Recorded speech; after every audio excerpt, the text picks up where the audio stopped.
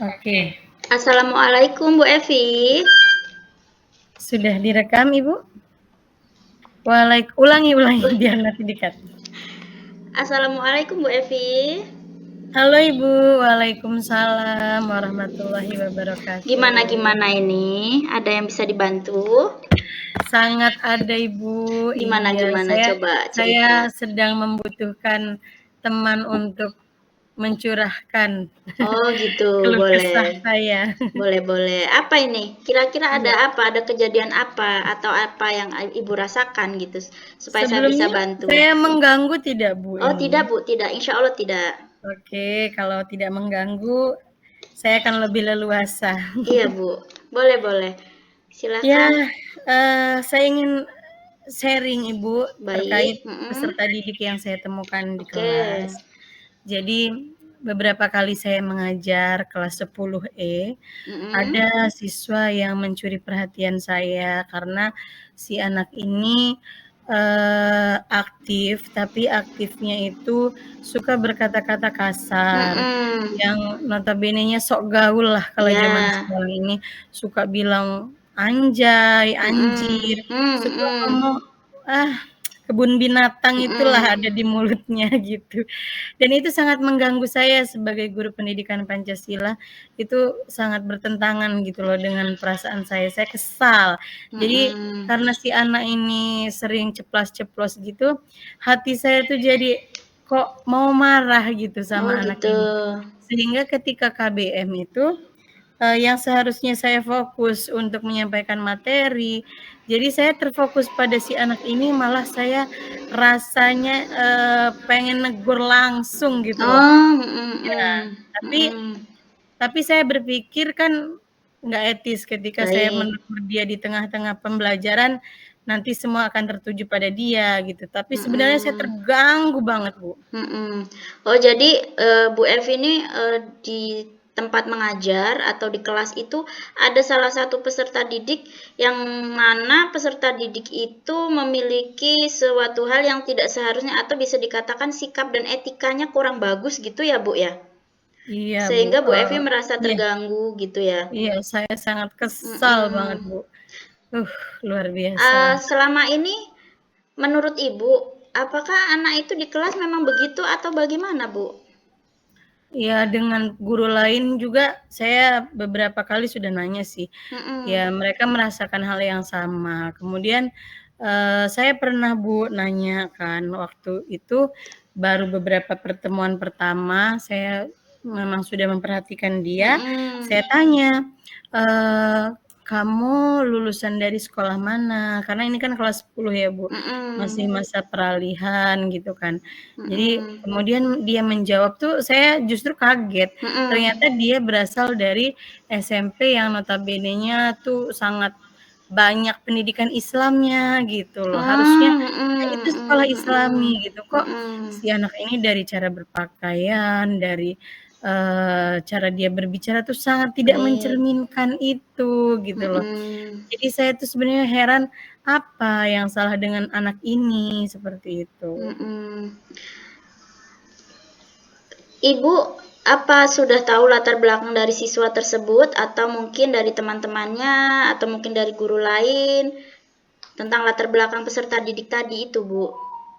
Sejauh ini saya belum sih, Bu, cuman saya pernah bertanya secara umum di kelas, ketika waktu itu saya mendapatkan mendapatkan, tayangan dari beranda sosial media saya itu, tayangannya itu tentang kata-kata kasar anjay, anjir itu.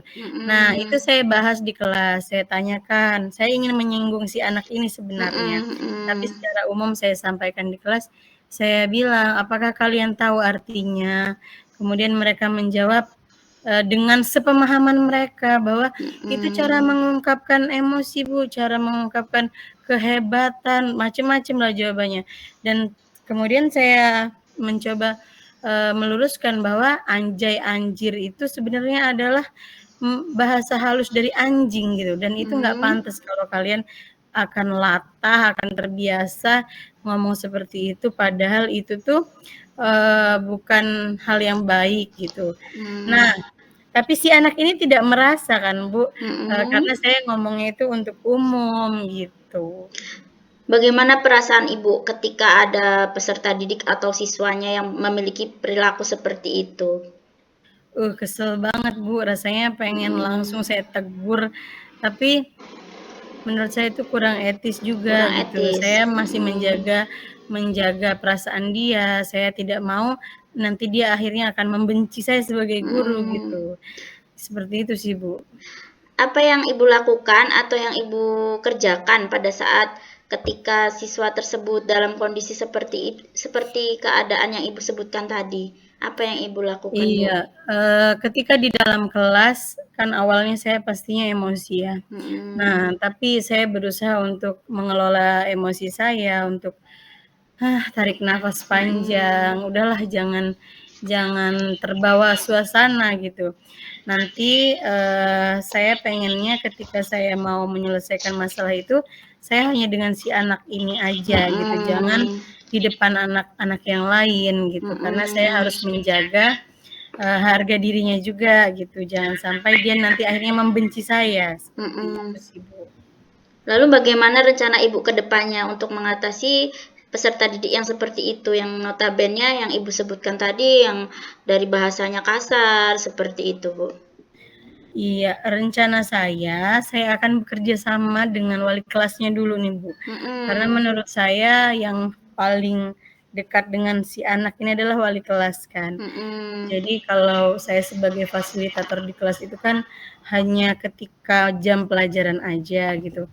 Nah, nanti saya berusaha menceritakan hal ini ke wali kelasnya, Mhm. supaya wali kelasnya juga bisa membantu saya untuk memberikan solusi, seperti itu Mhm. rencananya, Bu. Mhm. Jadi rencana Ibu di sini untuk mengatasi, siswa tadi itu dengan berbicara dengan wali kelas ya, Bu? Begitu ya, Bu, ya? Iya, insya Allah itu yang pertama akan saya lakukan. Mhm. Gitu, berarti rencana itu yaitu melakukan kolaborasi lah, sama halnya dengan berkolaborasi ya dengan wali kelas ya. Lalu aksi nyatanya kira-kira kapan Ibu akan melaksanakan itu?